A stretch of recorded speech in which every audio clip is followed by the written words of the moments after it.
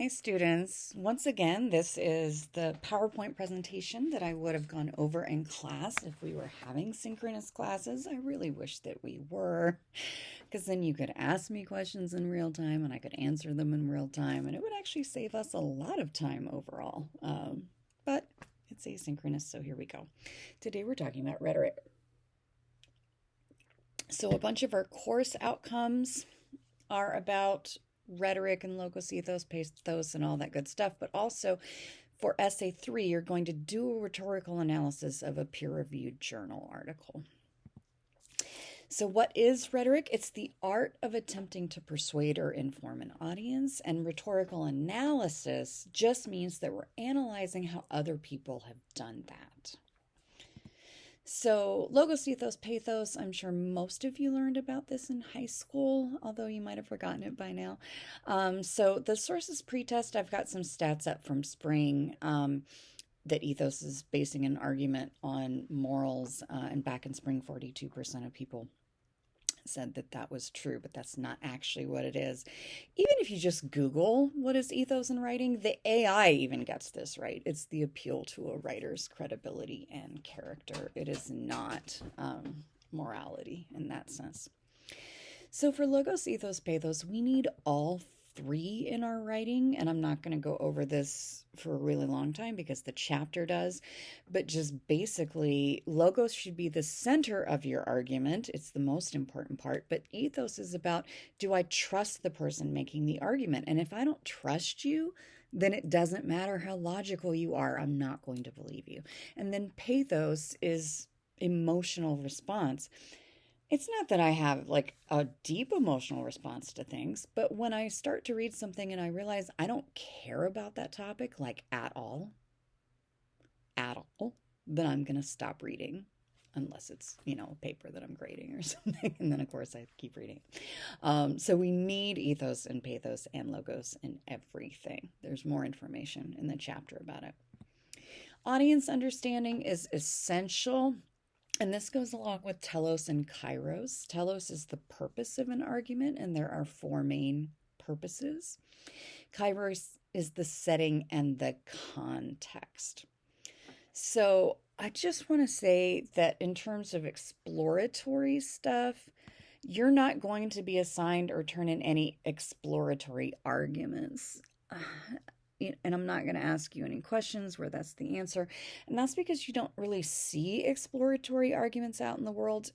It would be like if I published my notes before I wrote a paper kind of thing. And we don't tend to do that. So I want you to mentally cross that out because you're just not going to see it. And I'm not going to ask you about it.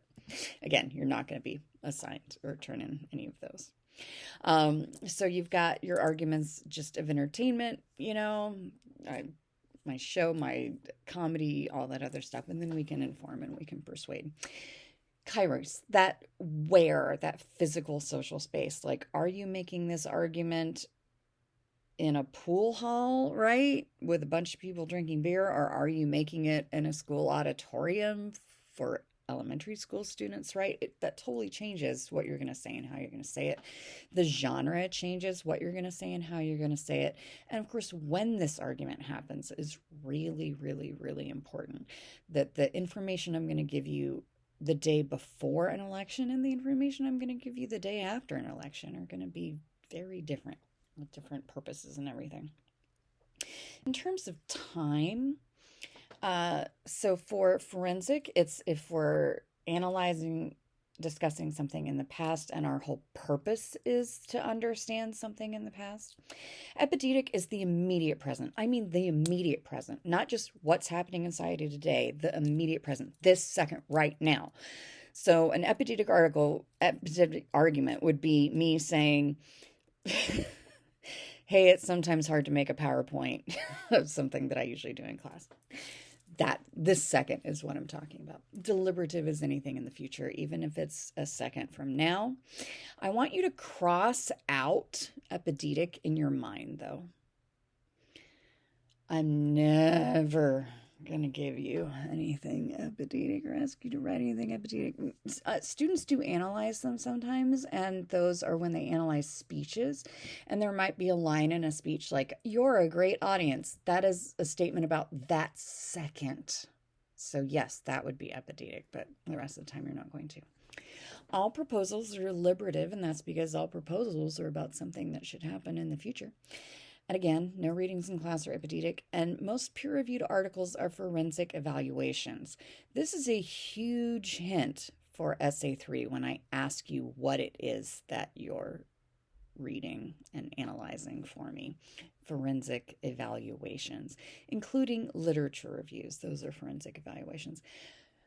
Proposal essays are incredibly rare in peer-reviewed articles, and that's because the only time you're going to see them are in basically like policy journals where someone is saying we should change government policy to say this, and somebody else can say no, we shouldn't. But most of the time what you're seeing in scientific articles, academic articles, you're seeing forensic evaluations where someone has run a study and then they're going through their own data and telling you what their data that they took in the past revealed. They're evaluating that data.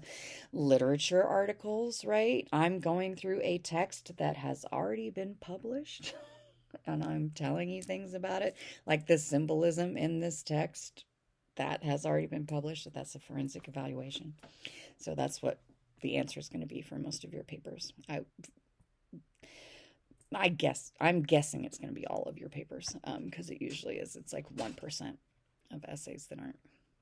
Okay, so when we're persuading, there are 5 types. Again, the chapter goes over all of this, so I'm not saying everything that's in the chapter because that's just a waste of all of our time. But I want to point out that an argument of cause is causal, not casual, because I've had some students just misread that word. So it's what caused this, if it's something that we can disagree on.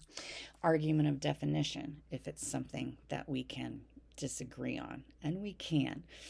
Ask any of your friends if a certain thing is a Christmas movie. Right? Is Die Hard a Christmas movie? That's an argument of definition. You can disagree, but that's what you're doing. Argument of evaluation, this is what we're usually doing in academia. Oh, my kitten is unhappy with me because I'm not paying attention to her. But that thing where we have a criteria, we have an evaluative framework, and we're analyzing our data or our text that way. An argument of fact. This is the one that everybody messes up the most. So please, please, please, please, please listen to what I'm saying right now.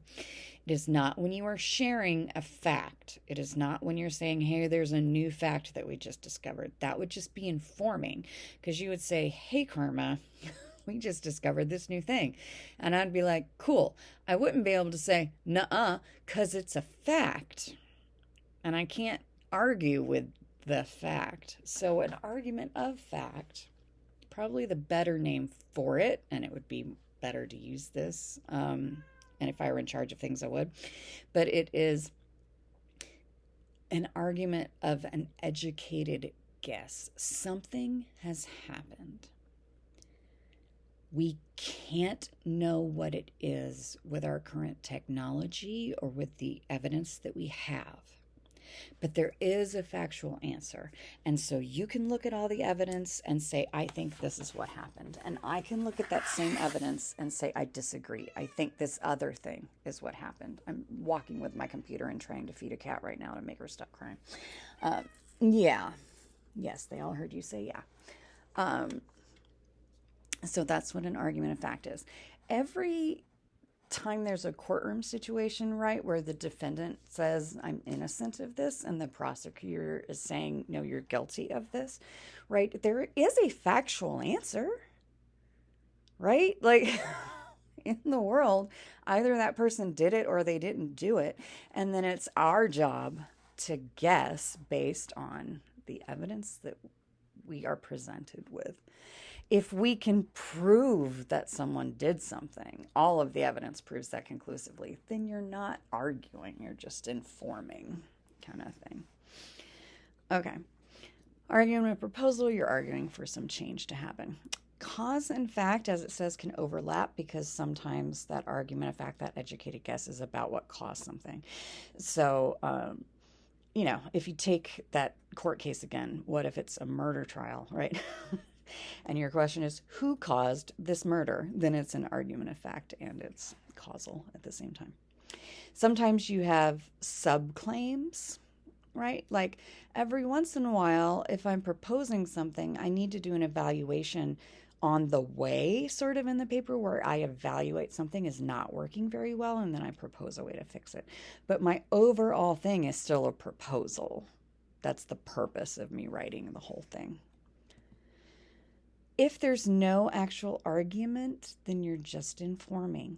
And this is something that a lot of students mess up, where they'll give me a thesis that they think is an argument, and I look at it and I'm like, but no reasonable person could disagree with what you're saying, kind of thing.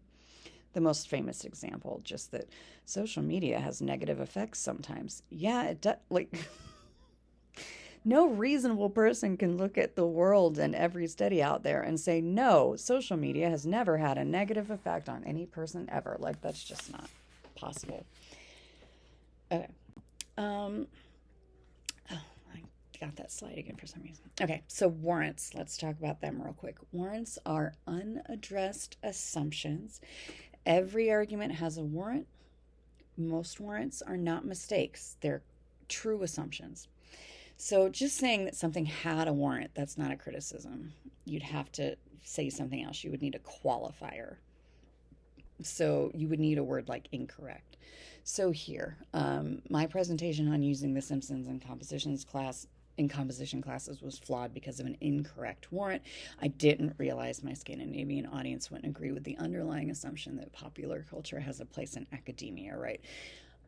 I had plenty, this is a true story. I was in Scandinavia, I was in Finland talking about using The Simpsons in composition classrooms. And instead of talking about how to do that and how it works, everybody was like, oh my God, but should you do that? Which wasn't what I was expecting. And I didn't realize that none of them use any form of social media. Not social media, media at all, current media. Sorry. My brain is gone. So I had an incorrect warrant. I had a bunch of correct warrants too. Every single word that I use that I don't define, I have a warrant that my audience understands that word. Every time there's a word I do define, I have a warrant that my audience needs that definition. And so they understood all the words I used. So, hey, all of those warrants were correct. If you draw attention to your assumption, like if I said, I am defining warrants for you because I think you don't know what that word means, then it's not a warrant anymore. It's an addressed assumption. I've just told you that I'm making an assumption about you, and that's not the same thing. So let me show you a couple of statements, and we're going to talk about the warrants. Here's the first one. In my essay on an upcoming election, I say we should all head to the ballot box next Tuesday. I'm making several assumptions. I'm assuming you can understand all of the words in that sentence. I'm assuming that when I say we, that you're in the we and that you are eligible to vote, but you might not be eligible to vote. And so if I've made an incorrect assumption about my audience being even able to do it, then that's a problem. And then head to the ballot box. That's a phrase because we used to have literal boxes that people would put their ballots in. But, that's not exactly a thing anymore. But I'm counting on my audience to know that we still use this term for what it used to be to just mean vote, right? Not go to a literal box kind of thing. So, bunch of warrants there. I'd probably be fine as long as I was saying this, though, to an audience who understood English and, could register to vote. Okay, if I had an essay on college admissions and I said, in addition to the U.S.'s historic problems with sexism, Charlotte West's 2021 article explains that some private colleges often admit male applicants with lower scores than female applicants to achieve gender parity. This is actually true. Some private colleges do let boys in with lower scores to try to get more of a 50-50 gender split at their college. Now, if I'm going to write this, I'm going to assume that my audience is going to react the same way I did to learning that they're going to be surprised. I'm not going to say, hey, were you surprised? But I'm going to assume that they might have been. And I'm also going to assume that they would look at that and say, that seems wrong. That they would go, wait, aren't we supposed to let people in based on their scores? And it would be an incorrect warrant if my audience actually said, no, that's a great policy, because making sure you have about the same number of women and men is actually way more important than whether someone has the scores to go to that college. And, like, I'm assuming that my audience is not going to have that reaction, that they're going to share my surprise and confusion about learning that fact. Let's talk briefly about framework and ideology. So framework are the lenses through which that subject and the data are being analyzed, right? And then the ideology is what the underlying values of the author seem to be. So let me give you some examples of frameworks. So if I'm doing a study and then, I have my data from my test subjects, I'm going to run a statistical analysis through, right? I'm going to look at the stats and see what they tell me. So statistics are in most science and social science essays as one of the frames. If I'm doing a literature paper, new historicism is one of the lenses I can use. If I'm doing a poli-sci paper, I can look at game theory and applying something through. There's tons of these. Cognitive psychology versus behavioral psychology. If I'm doing a psych paper, ethnography is for when I'm studying how people live and behave out in the wild, as opposed to in my lab. These are just examples of them. So it's like the way in which the researcher is approaching the data. And then for underlying values, again, I'm just giving you a couple. There are millions of possible things here. So if I'm reading a paper about maternal mortality, then there might be, right, the underlying value there that the writers who are studying differences in maternal mortality and finding that women of color die much more when they're giving birth and thinking about how to stop that, that they are pro-equality. They're probably not going to say, hey, we're pro-equality, and that's why we did the study. It's just I'm going to be smart enough to realize that you don't do a study like that unless you care about people equally. Any scientific studies that I read are almost always pro-Western medicine. They don't say that. It's just sort of a given, right? So that's that underlying value. Certain economic policies and political policies might be anti-protectionist. If I'm writing a paper about upholding democratic institutions, I won't come out and say that I'm anti-theocracy in every one of those papers, but that's what that's going to mean. Theocracy means a rule of, basically the religious people run the government and they make everybody follow their religious rules, kind of thing. In case you didn't know that. See, that was an addressed assumption, not a warrant. No. Okay. So part of your homework is to analyze a piece by Bob Smith. And I've put up here what's on the bottom of the Rhetoric 2 page about how I'm going to know you didn't do or didn't understand these readings. So if I ask you about warrants, you can't just quote passages to me, shove a quote there. You have to explain how that's a warrant. If you say proposals are forensic or epidemic, then well, no, because all proposals are for us to do something in the future. It has to be in the future to propose something. If you say any text or example I give you is epidemic, If you say that any text or example I give you has the purpose of exploring, I'm going to know you're not paying attention. And then if you claim that informing the audience of a fact is an argument of fact. Remember, argument of fact is educated guess. I'm only going to give you one argument of fact in this class. It's for tonight's homework, and it's that piece by Bob Smith about aliens, right? And the reason it's an argument of fact is because he's making educated guesses about basically how aliens work, like how their bodies work and stuff like that. And it's an educated guess because we can't know for sure until we catch one. So if we caught one and, said, hey, this is how their body works, then we would be informing. We would not be doing an argument of fact anymore. Okay. So for the video that I'm going to make for you for Logical Fallacy Day, it's going to have the key to the Bob Smith exercise in it. Okay. Thanks for hanging in there. Sorry about the cat interruptions. Talk to you later.